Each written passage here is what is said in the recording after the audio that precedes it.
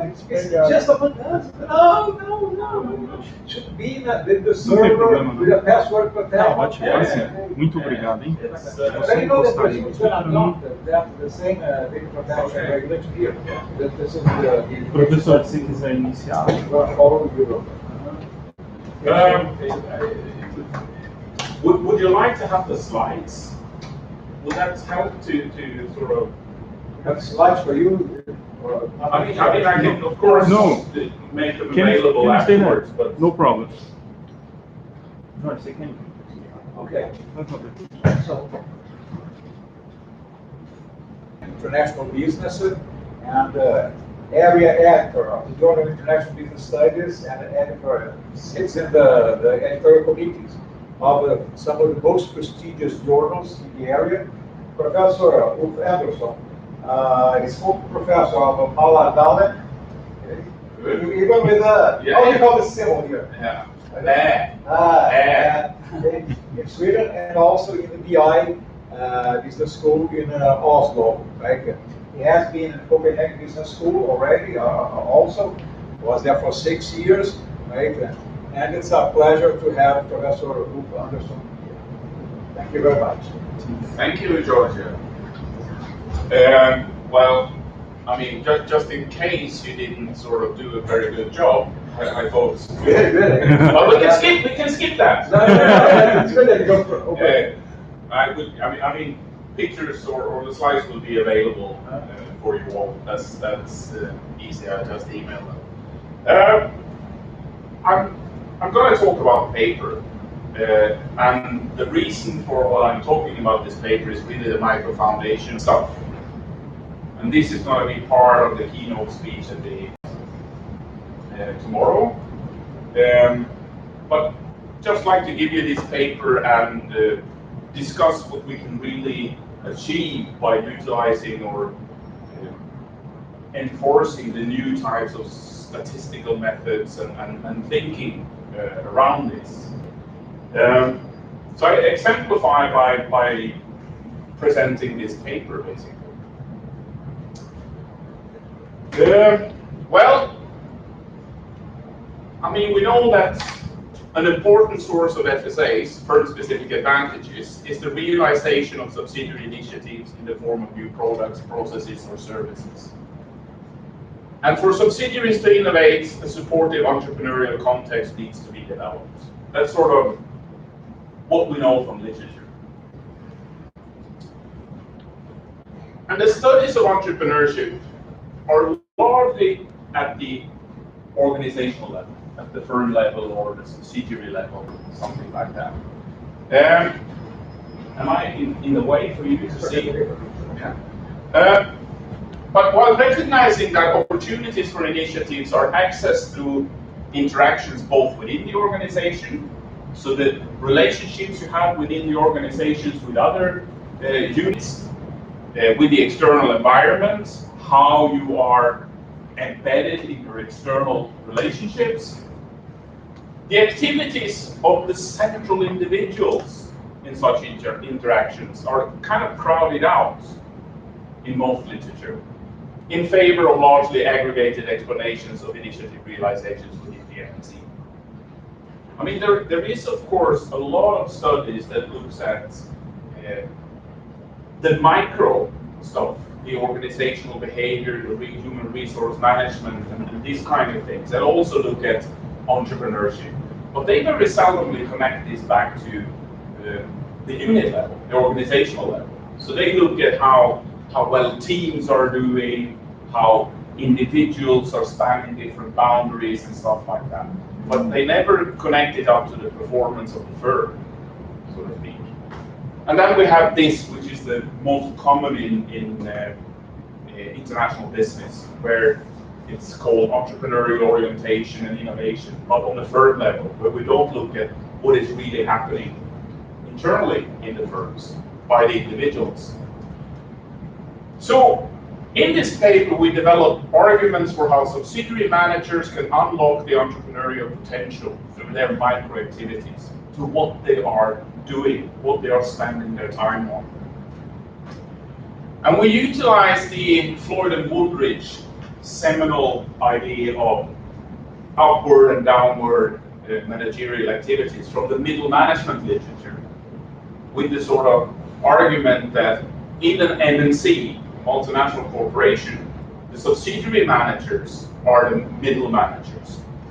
So they are managing their subsidiaries downwards and they are talking to headquarters upwards. When it comes to entrepreneurship and initiative realization, Floyd and Woolridge has two sort of dimensions in their managerial activities. It's integrative activities and it's divergence activities. And the divergent activities are the ones you do to sort of step out of the box, do something different from how your role is assigned, so to speak. So we're concentrating in this paper on the divergent activities, which means downwards facilitating adaptability and upwards championing alternatives. And then, as this is a multinational and it's a subsidiary manager that is the middle manager, we are adding on horizontal activities. Because the subsidiaries are doing business. I mean, unlike managers in a domestic firm, where upward, downward is basically what you need to adhere to, a subsidiary manager also has to coordinate with the internal sister units and learn, attract, and see opportunities in the external environments with the customers, suppliers, and other actors in its local environment. So horizontally, we call that enabling embeddedness. That would be sort of the divergent activity that we do rather than coordinating with internal. That horizontally is not with other subsidiaries of the same company. No, the idea is that, I mean, I don't remember what the integrative upwards is, but I think that is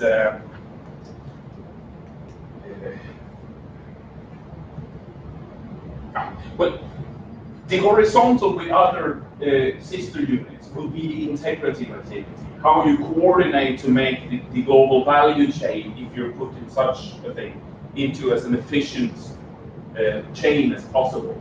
But it's not really about pursuing opportunities or taking initiatives. I mean, it's adaptations to make the product line flow or the global value chain flow. While the external part is more the part where you are diverging, where you find new knowledge that isn't present internally in the firm, and so on. So basically, one of the authors came up with this framework for Floyd and Woolridge in his thesis.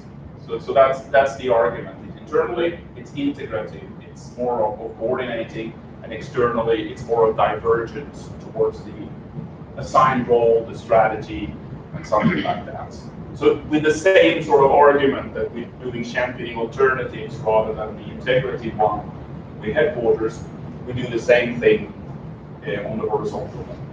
You could very well think of that there are divergent activities that you could do with internal sister units too. But here we've chosen to use the external ones to make it clearer and more to the framework. The hypothesis. So basically we start out with a baseline hypothesis on the firm level that the more entrepreneurial orientation, subsidiary entrepreneurial orientation, the more initiative realization, which is sort of the baseline hypothesis, something that we've seen in many studies looking at initiative realization or innovation in subsidiaries. What we then do is to say that, well, actually, this one is mediated, or this relationship is mediated by these three activities that managers do.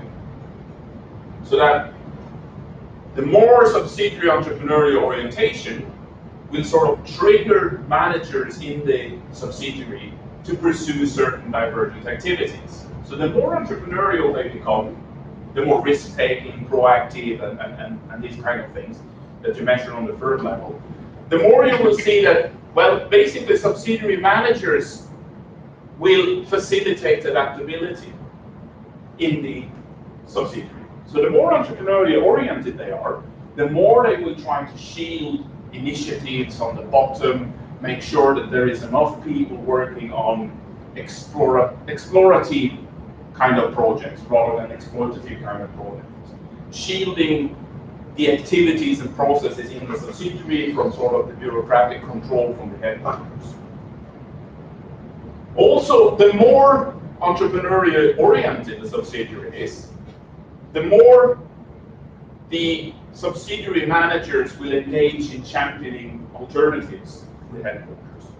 So they will take new ideas, projects they are working with, up to the headquarters and try to convince headquarters to sort of embrace these or bring resources and stuff like that.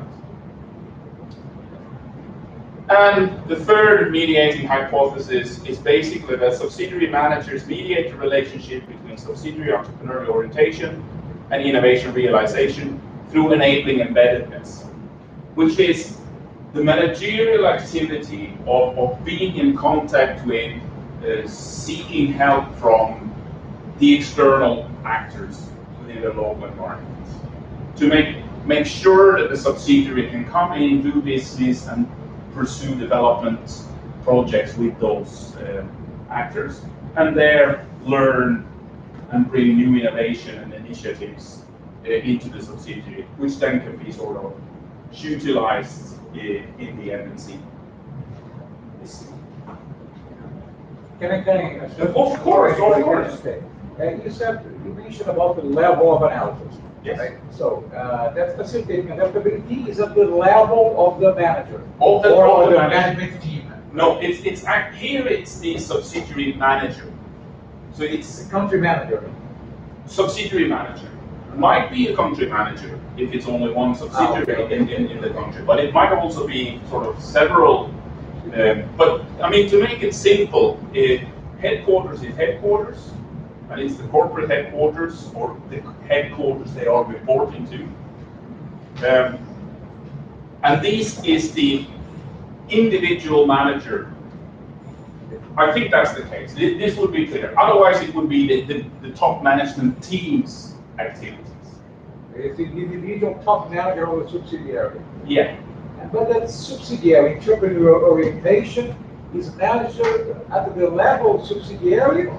At the level of the subsidiary. So the established scales would ask how proactive is the subsidiary, how risk-taking is the subsidiary, is the unit. But can I add one question to George's? But I don't know, is it a survey that you... It is a survey. Okay, so you asked a manager in the headquarters?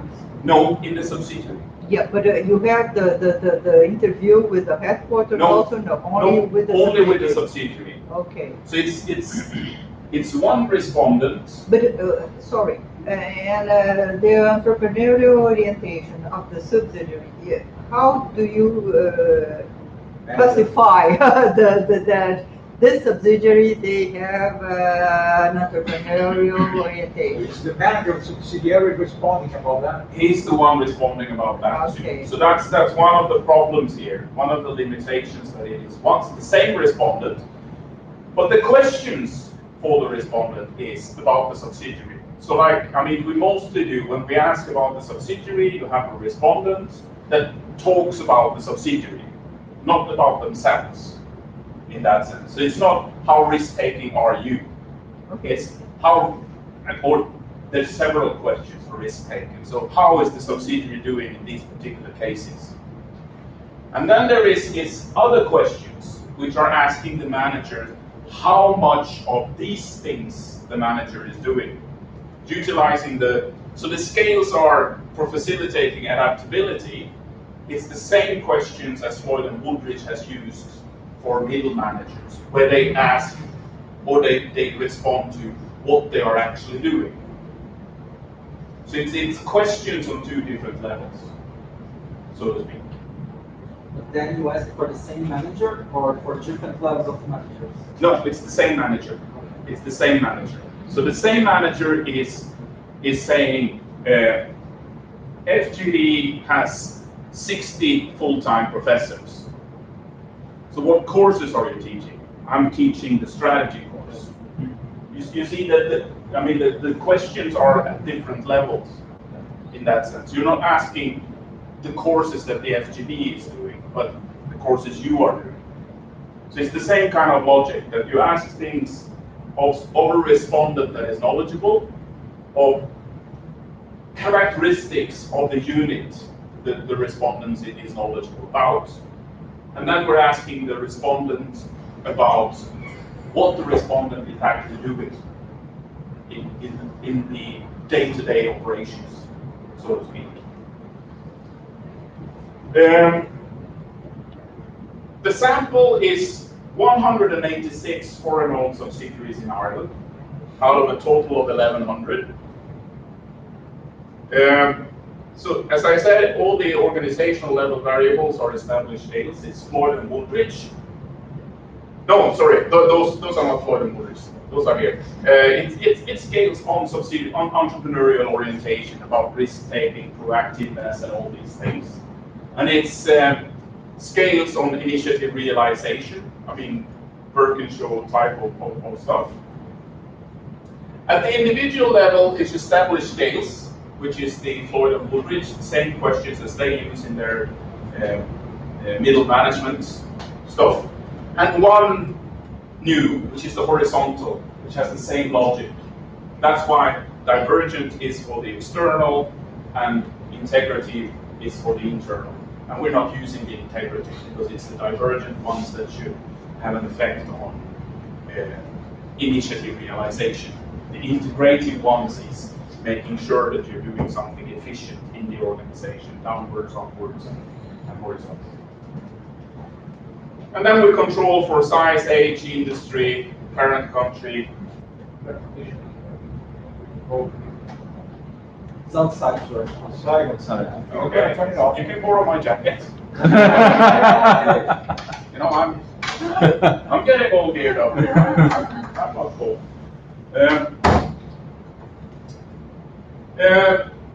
We utilize N+ and do structural equation modeling in a multi-level sense here. So we take care of the variation on the unit level and also on the individual level. And then quickly to the results, basically. So if you run this relationship solely on the unit level, you will have a positive 0.3 significant relationship, like, I mean, most studies get. When you instead put in these as mediating variables and run a multi-level analysis, this one turns non-significant. So basically, this relationship is fully mediated by these three activities that the manager do. And as you see that the more entrepreneurial orientation, the more managers are facilitating adaptability, the more they are championing alternatives, and the more they are enabling embeddedness. So that's sort of a clear thing. Okay. Then, facilitating adaptability is very strong and significant towards initiative realization. Enabling embeddedness is even stronger and very significant towards initiative realization. While championing alternatives is actually fairly strong and fairly significant, but negatively towards initiative realization. Which is, of course, an empirical result.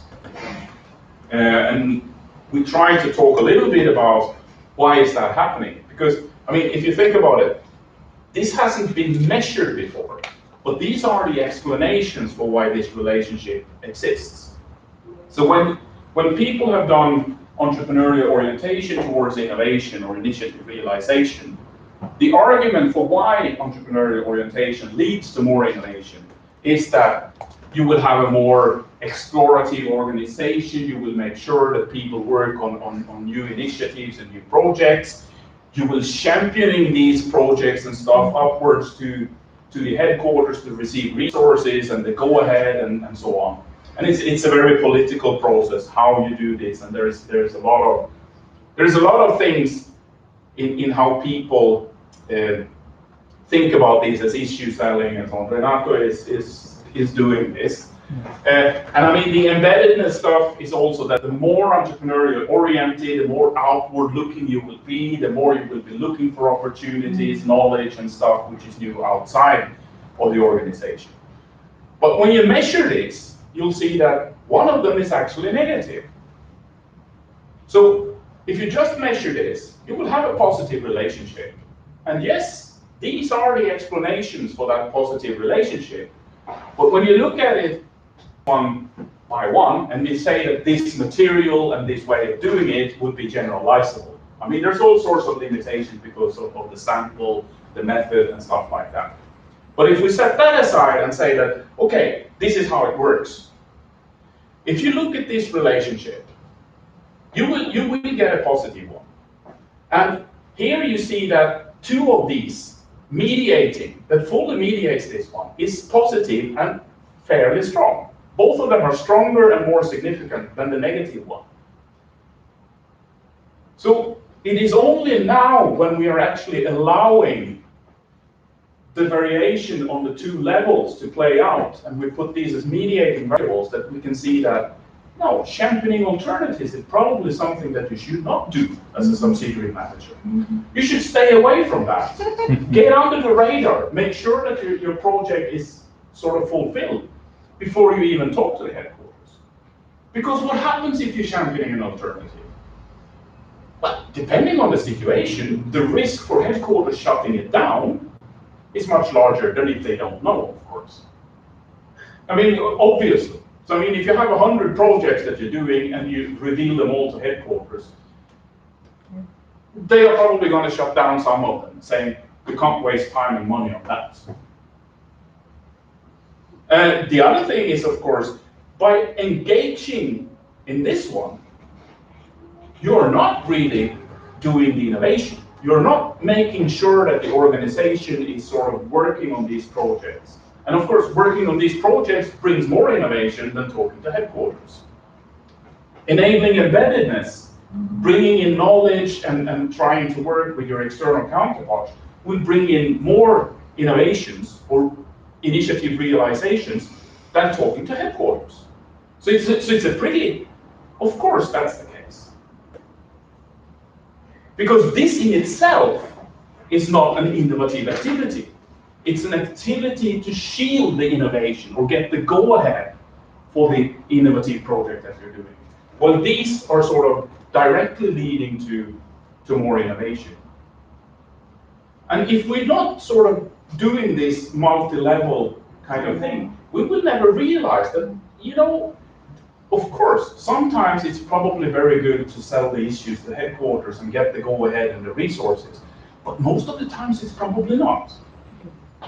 So this is not really an innovative activity. This is a political activity where you take a big risk that someone says, shut that down, don't do that, you're not supposed to do that. You have other things that you should do.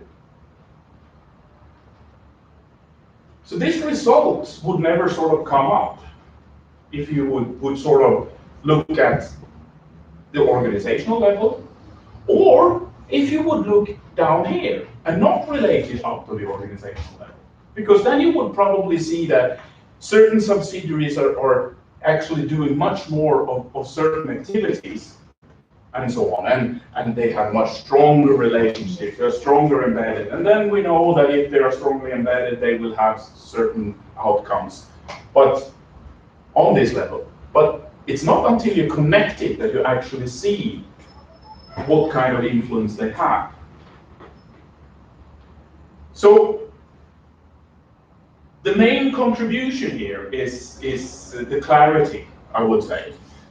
greater clarity of our understanding of entrepreneurship in the MNC by looking into the established positive relationship between subsidiary entrepreneurship and initiative realization on the organizational level. So by looking at what are managers actually doing in more entrepreneurial organizations, and what of these activities are actually influencing the initiative realization.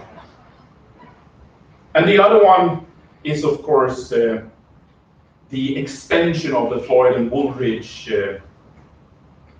model, the framework of middle managers. That if you're looking at an MNC, the middle manager will inevitably do horizontal things, which is sort of it's not there in their original framework, which is of course a framework for domestic firms. So maybe it shouldn't be there. But if you want to utilize this to understand managerial activities at the subsidiary level, you need to bring in the horizontal one. Yeah. And that's a strong contribution, I think. Yes. Yes, I think that you have a very exciting paper. And, we have been doing several surveys about the Brazilian multinationals since 2006. And we had, I believe it was, we had one in 2006, 2010, 2015, and now we have another one. And we had, interviews with the headquarters and the subsidiaries. And sometimes we found what we called the rebellious subsidiary, because they have we used a Birkinshaw questionnaire with all the categories that we developed. Yeah. And, they were doing many things that the headquarters didn't know. So it is, that's what you found, and it's quite interesting. That's why I asked you if you had interviewed the headquarters. Unfortunately, not in this material. Survey. Okay. That's a pity, because that would have been adding something. Yes, to the two. But that's a great material. So I mean, you have it longitudinally. No, but we focus in different dimensions. Now the new survey is about the digital transformation. Okay. So we are looking at the Brazilian, multinationals in regards to how are they developing towards digital, and how their ecosystem, including the subsidiaries, are helping. And so it's a different, But you would have some type of but the first outcome survey, level. Yeah, but some kind of performance in them. Yeah. Because that means that you could connect. Yeah. I mean, for the same subsidiaries or same firms, of course, you can connect what's happening in the first one with the second one. So you have the output variable here. That's but anyway, but I found very interesting your model, because I remembered, because we said, Julian didn't find any rebellious subsidiaries as we are finding. And these are things that you find anecdotally also in my PhD data that we collected on Swedish subsidiaries around the world. Mm-hmm. I mean, anecdotally, you can see that certain subsidiaries are doing certain things which no one else had any idea about. It's just them, they do it, they work on it, and headquarters have no clue. Yeah. And some of these MNCs, they are huge. And I mean, it's basically impossible to know what's happening. I mean, let alone know what you own, except for, the time when you have your books closed. So I've talked to Ericsson managers in the management accounting, and they say, last of December, then we know what we have. 1st of January, something has happened. So we know exactly how many subsidiaries we own, how much money, all these things. That's 31st of December. 1st of January, this is just it's just an arbitrary, artificial place where you say, okay, this is how it looks. but it didn't look like that on the 30th of September or December, and it don't look like that on the 1st of January. And it's even with the finances. So this is an anecdotal thing from an executive MBA student who worked as a controller in one of the Ericsson global divisions. And they had some problems with liquidity at some certain points. So they needed to take a bank loan in order to the cash flow wasn't good enough. But before they did that, one of the controllers told the CEO of this global division that he should call up the CEO of the Italian subsidiary. And the answer from the Italian subsidiary is, how much do you want? So apparently, I mean, the books that they are keeping centrally on the cash flow and the liquidity wasn't completely right, because there was no problem for the subsidiary in Italy to sort of go in and make sure that this money was paid. And then, I mean, sort of save the company from taking a bank. I mean, there was no problems in the company like they were bankrupt or anything like that. It was just a liquidity problem. But I mean, how can it be that with all these things of databases and you know everything, ERP systems and everything, that in the Italian subsidiary you don't really know how much cash they have? Because it's subsidiaries are subsidiaries, and I mean it's probably so that in the Italian subsidiary at that particular time this was a project, an ongoing project, but it hadn't started yet. But yet they had their €1 million or whatever it was set off for this project. So in the books, it looked like all the money was sort of already in where they should be, but not really. And I think this is the case in most multinationals, that you have to give subsidiaries leeway, otherwise they won't perform at their potential.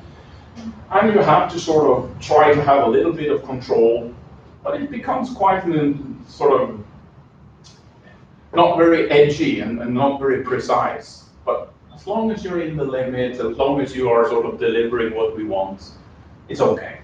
So then it's more like, I mean, when you have red figures and problems, then, I mean, you need to sort of make these things up and make sure that you can help out. Now, one interesting thing, Ulf, is that your dependent value is initiative realization. Yes. It may be assumed to be good for performance, but one should not assume that. Because a lot of those innovations may prove to be bad projects. They are just innovative. So. Yeah, that's true. And that's of course also something that is a limitation.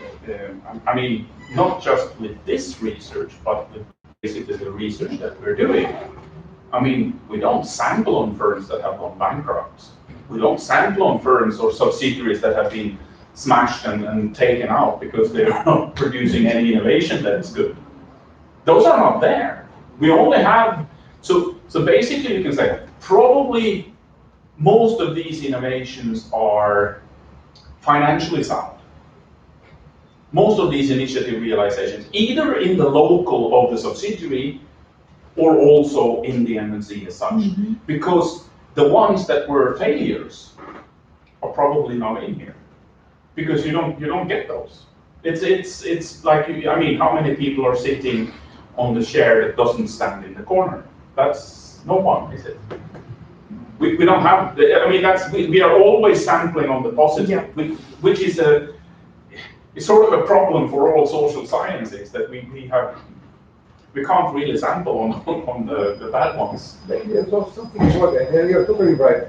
But when you get at a negative relationship about championing initiatives, it could be two things. Either that the subsidiary manager wastes time in politics rather than in work for innovation. But the other explanation is that, as I said, the headquarters may cut down, they cut off some of those initiatives. Yes. So one cannot just say, this is my advice to subsidiary manager, right? Don't tell everything. But at the same time, I mean, there's quite a lot of innovations that we know of that has been pursued. I mean, even after the headquarters have said, don't do it, subsidiaries have done it, and it has become huge successes. I mean, the ATM machine, which sort of, the Scottish branch sort of just realized, you know, this is a great idea, let's not tell anyone until we see how it works. And when it worked, you know, there's no place in the world where you don't have an ATM machine. Still, it will probably be less and less of them because we use less and less cash. But I mean, that was something which was so outside the strategy and what the subsidiary as a bank should do. So I mean, it would probably never have flown in headquarters. But maybe it would have. You never know. I mean, another one, a very old story is the digital telephone switch by Ericsson, which was the first telephone switch that could sort of handle digital things and connect digital. Otherwise, you had a huge problem with the analog technique of the telephone wired system and the mobile phones and the computers. And that came about basically because the subsidiary in Australia was approached by a new technical director from the Australian PTT. At that time, I mean, there was only one PTT in every country, basically. So they had one customer, and that was the Australian PTT. Australia was not a very big market, a very important market, but for the subsidiary, it's the only customer. So for the subsidiary, if they want to survive, that customer is key. And when they come and say, you know, we want to have a digital telephone switch, what do? I mean, we want to have it in 5 years, and if you're not prepared to sort of put in money and resources to develop it, we're going to ask someone else to do it, and then you're out of business. What do? Well, it's a good manager. He called up his headquarters, and they were just laughing, saying, you know, our analog telephone switch is the best in the world. It will last for the next 20 years. Convince them to buy it. I mean, for the headquarters, this is a non-issue. I mean, Australia is a small market. We have the best in the world. We are competing with all the others. I mean, we don't need to put in a lot of money into sort of solving a technology. Now, we can do that later. But for the Australian subsidiary, this is key. I mean, if they say, no, sorry, we won't do that, they're out of business next week. I mean, except for the contracts they still will have to deliver, sort of. But there will be no new contracts. There will be nothing, and their only customer is gone. So of course, the subsidiary manager starts to manipulate the books and hire more engineers, which are really R&D personnel, and solves this in like 2-3 years. So in 2-3 years, this subsidiary comes up with a solution to a digital telephone switch. Then it is presented to the headquarters in Stockholm, and the technique and technology is taken over by the central R&D department, and the AXE80, I think it was the name, comes out, and basically Ericsson takes, it becomes almost a monopoly. I mean, no PTT in the world ever buys an analog telephone switch anymore.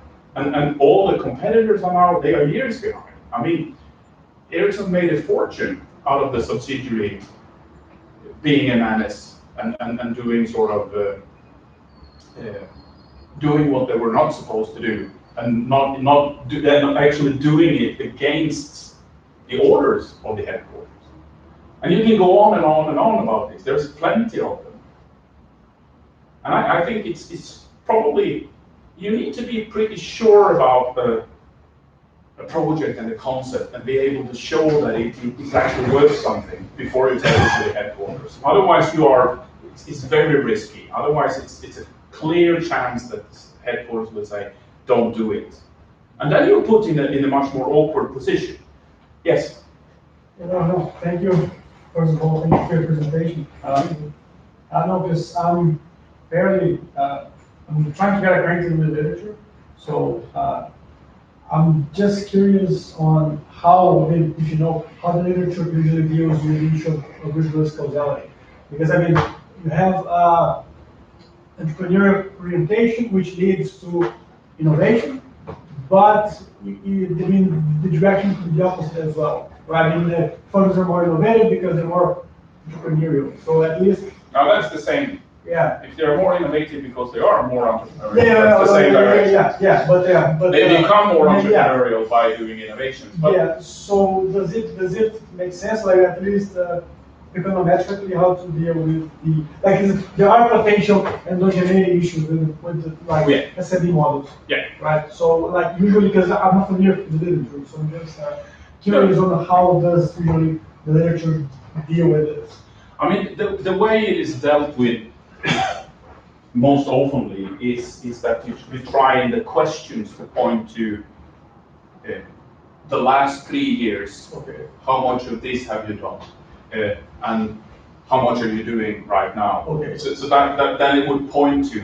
And then it's more an argumentative thing that you try to argue for why one would be before the other. But you're absolutely right. And I mean, the multi-level stuff doesn't solve that issue.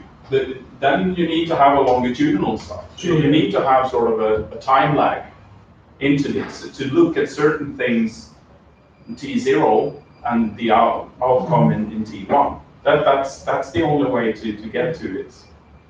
Yeah, I'm trying to think. I mean, even instrumental variables wouldn't suffice because it would be hard to find a strong instrument. Yes. So yeah. And I mean, there are techniques to try to come across this, but I mean, at the same time, in this particular case, I mean, of course, you could think about, I mean, it's theoretically possible that a subsidiary that doesn't do any developmental activities suddenly innovates something. Mm-hmm. And because of the innovation, they see that they can, and therefore they will become more entrepreneurially oriented. But it's quite unlikely. Yeah. That probably they do some kind of developmental activities, i.e. they have some kind of entrepreneurial orientation, Mm-hmm. and that's why the innovation came about. But then you could very well think about it is an iterative kind of relationship. So the more successful innovations you have, the more risk-taking and proactive you will become. So it's a very good question, and it's a tricky one. It is. I think it's tricky in every single field of business. Oh yeah, it's the dilemma of social sciences. Yeah. To a large extent. I mean, you can solve that one with sort of having a timeline. But on the other hand, I mean, everything that happens in between is impossible to control for. So maybe it's not what you're looking at as the independent variables that leads to this. Maybe it was a tax change, a new government, and some new initiatives that suddenly gave you that. Not at all what you were looking at. So you might get spurious correlations as you can't experiment in that sense. I mean, of course. I mean, if you have a large sample, if you have a sample which is, I mean, crossing borders, so it's not just a Brazilian sample or a Swedish sample, but you actually have a global sample. Then it's highly unlikely that a thing that is done in one country gives an effect on the whole. So there are, but I mean, you know, if you have theory in the back, you have good arguments, and you have a chain of arguments that is logical and rational, and you get the results. I mean, it points to that you are probably right. Mm-hmm. And I don't think that we can even, I mean, we can't say that this is the way it is. Mm-hmm. It's sort of never the case. But I mean, it's rather on the argument side and the theory that you bring along that says this is what we should anticipate. And if you don't get those results, largely, I mean, you're probably right. But it's not science. It's not a natural experience. And not natural experience, unfortunately. That's it. But I mean, that's. I think one should be quite aware of that the empirics, the statistical methods and so on are just there to sort of provide some kind of ideas that your argumentation seems to be right. Because if it would go completely the other way, then you can be pretty sure that your argumentation is not right and that the theories need some more development in that sense. But it's important, and it's getting more and more difficult when you try to publish things that you've actually ticked all the boxes, make sure you have instrumental variables, make sure you have all these things. That's about it. It develops, and I mean we just have to. But I would like to comment on one interesting idea that Professor Wolf presented here. Is that what is the contribution? Sometimes the mechanisms by which the two variables are related is what has not been investigated yet. It's an investigated mediating mechanism. Could it be a moderating mechanism that modifies the effect? And sometimes you don't get a statistically significant relationship between two variables, but that may be because there are three facts, one positive and negative, mediating. So sometimes that's a contribution we can explore. Should I take the presentation down? I can just when I just uploaded something on publishing here from Journal of World Business, but I'm just going to give you this, if nothing else, because it ties in very, very nicely with what you're saying here. Yeah. And I think this is something for you to really consider when you are trying to publish. That once we know this, you know, if we know that internationalization is a stepwise thing and that this is how it is, then I mean coming with Brazilian companies and internationalization and realizing it is a stepwise thing also in Brazil. That's here. I mean, it might be interesting for Brazilian firms to know that they are similar to any other firm, but it doesn't give us anything in terms of new knowledge. If it's not, then I mean we have something to discuss. Or if you can sort of argue that Brazil is so different from all other countries, so basically there would be changes. You would anticipate that there would be a different way that Brazilian firms should do it. If you can sort of strongly argue that theoretically, then maybe you can get away with origins following the law of gravity too. But here, exactly as George is saying, this is where we have a potential. I mean, if you don't have the grand idea of a new theory of the firm or something like that, this is where you should concentrate. I mean, trying to disentangle what is really happening, what is the process. Exactly like this paper. Saying, we know this. There's a lot of literature that measure this. There's a lot of different samples that come up with the same kind of relationship and its significance, so we believe in it. But then sort of looking at, well, you know, there must be something happening. Because otherwise, I mean, all investments should be into employing sort of complete mavericks as managers because they are more risk-taking, okay? And things like that. And then you will have a lot more innovation. Of course you won't. Because it is something that has to happen in the firm. Some activities has to be done. Someone has to actually innovate. And by doing that, we can now see that there is a differentiation between these variables. And I mean, there is, of course, 100 other variables that probably has an effect on that relationship.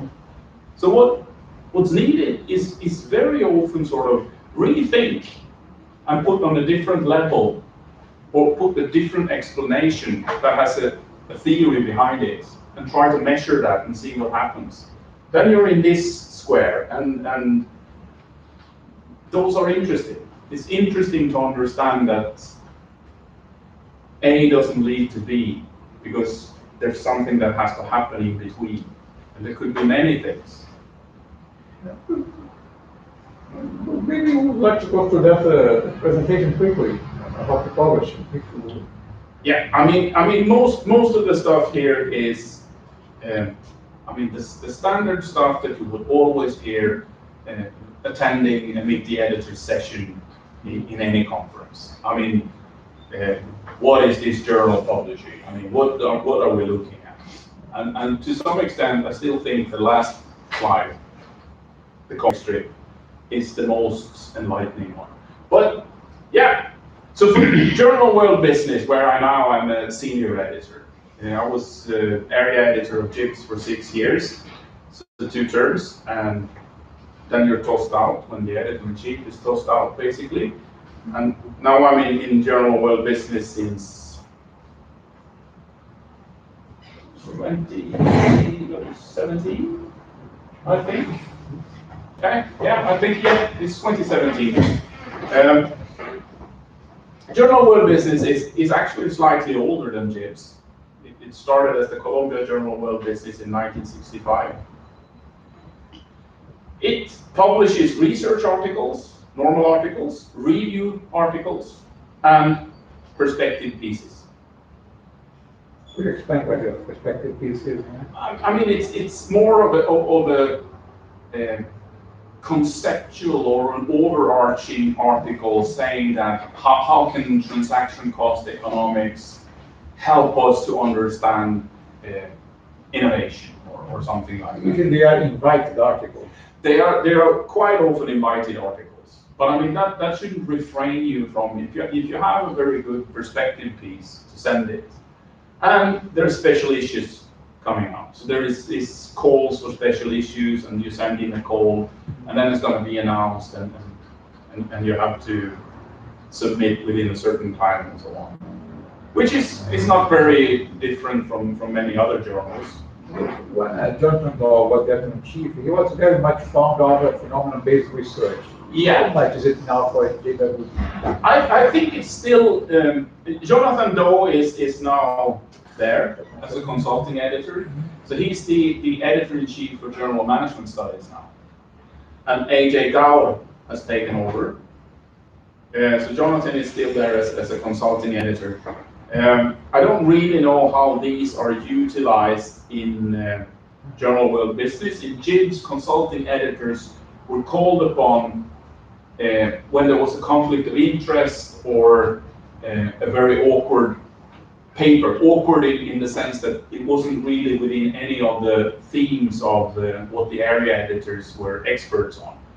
So for instance, in JIBS, if I submitted a paper to JIBS, it was not handled by Björn Ambos, because that could cause a conflict of interest. Because if Björn says, okay, I'll publish your paper, then of course when Björn sends the paper and I get it, I have to publish it. So therefore, if I send it in, it would go to a consulting editor who doesn't have sort of the same daily operative kind of thing.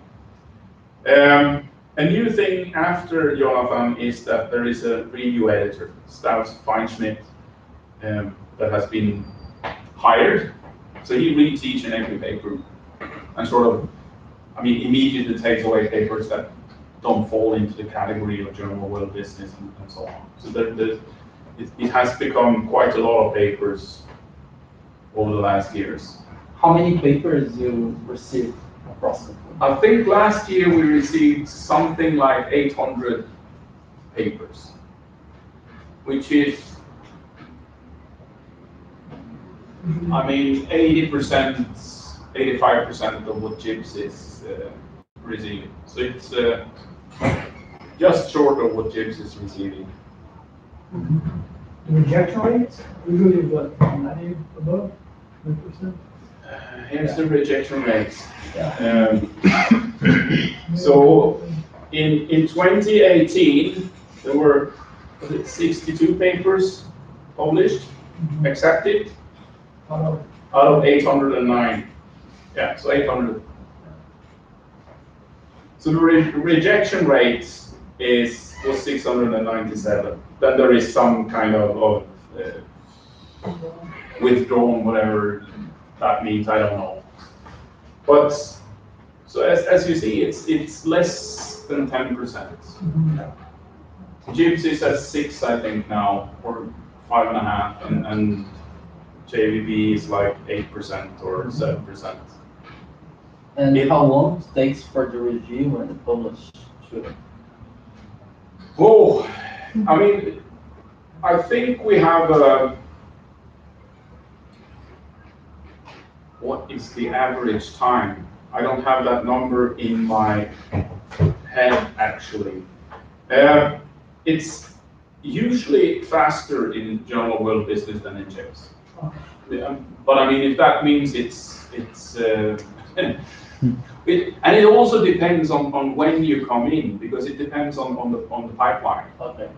so to speak. So I mean, you might get an acceptance 1st of January 2020, but because of the long pipeline of papers that have been accepted, it doesn't become published until 2021, and it might be in December 2021. But normally, I would say it's less than a year from acceptance and online publication to published. And the review process, I think it's around 70 days from submission until you have reached a verdict on the reviews. And of course, if you're desk rejected, this is much faster. That goes a lot faster. I think there is some kind of a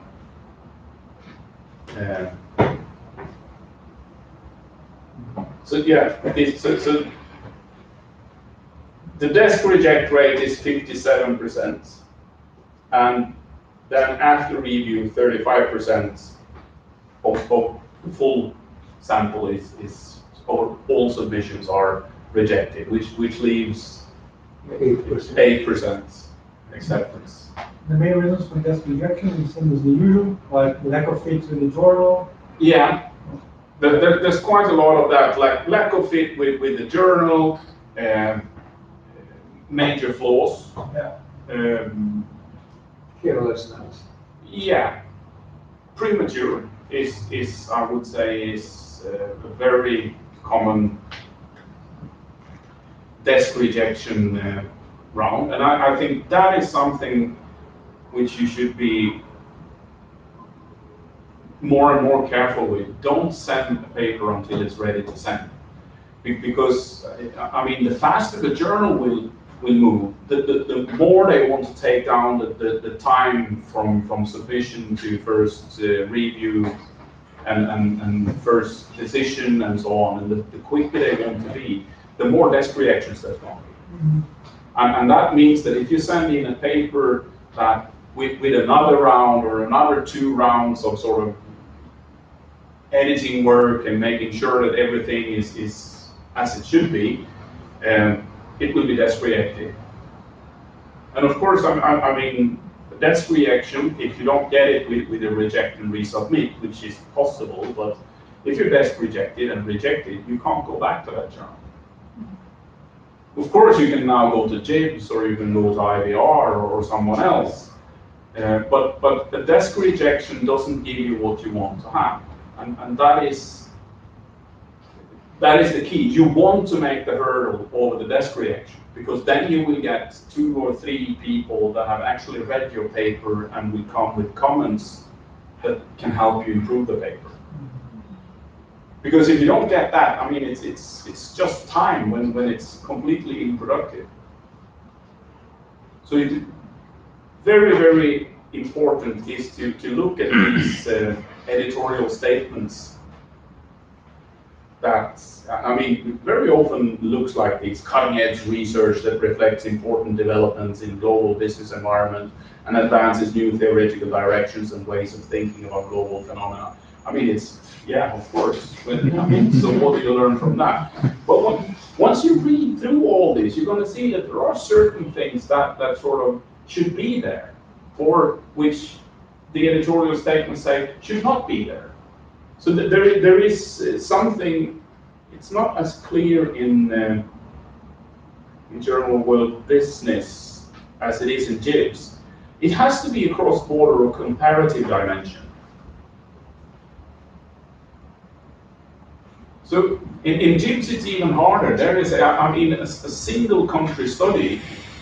I mean, there you have to really focus. Of course, you can look at Brazilian firms' internationalization, but then the internationalization per se is a cross-border kind of thing. There has to be a cross-border dimension to what you're doing, and it has to be the key thing, the main thing. It can't be something as a control variable that is cross-border, because then you're actually not doing an international business paper or international strategy paper. You're doing a strategy paper, so to speak, or you do a marketing paper, not an international marketing paper.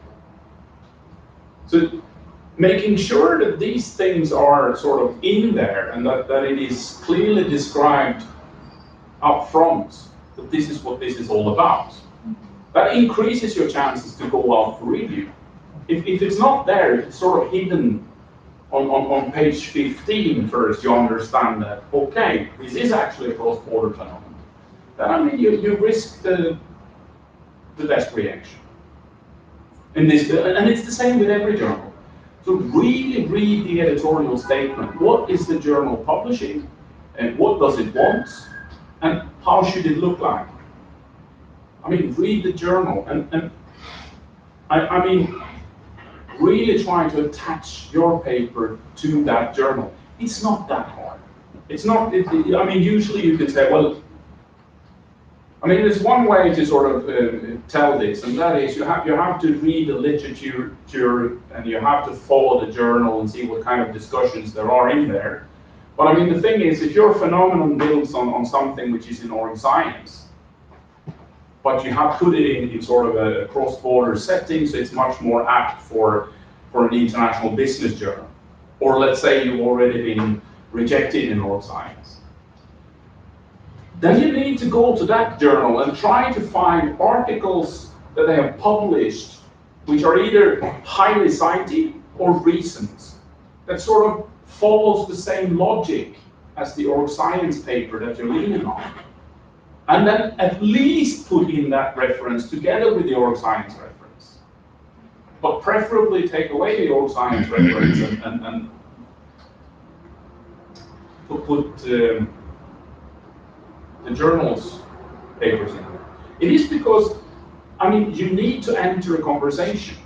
And if this conversation is ongoing, and what you're coming with is, I mean, basically the same arguments, but you're coming from a completely different or another conversation which goes on in another journal, of course, the journal you're sending it to is not interested in continuing a conversation in a different journal. They're interested in continuing a conversation in their own journal. So bluntly, I mean, make sure that you have the right and a lot of references towards the journal that you are trying to publish.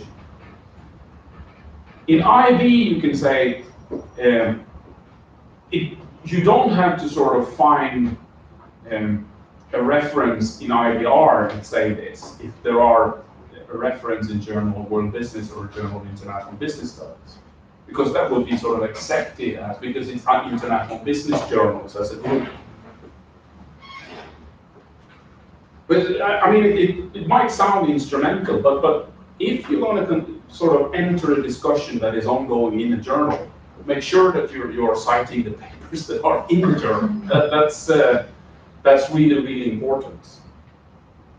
And as you see, I mean, Journal of World Business subject areas, or the phenomenon that we're looking at, is in, I mean, all these areas. It's quite broad. And it's also, I mean, completely open to different methodologies. Is there anything else here which is...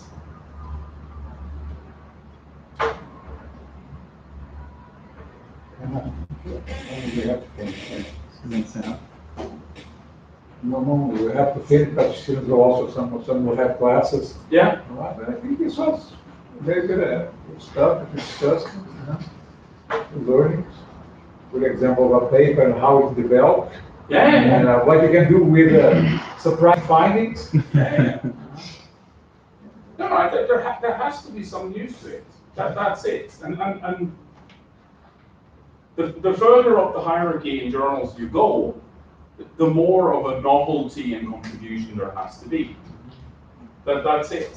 And you have to play your cards right and make sure that these things are upfront and are shown. And it is always sort of theoretical things. So I mean, that you get a negative result here is not interesting per se. It is the explanations for the negative results or the consequences of the negative results that has a contribution to theory. Not the negative result per se. So that's important. The contribution has to be to theory, to our knowledge. That's okay. Thank you very much. Thank you. Thank you.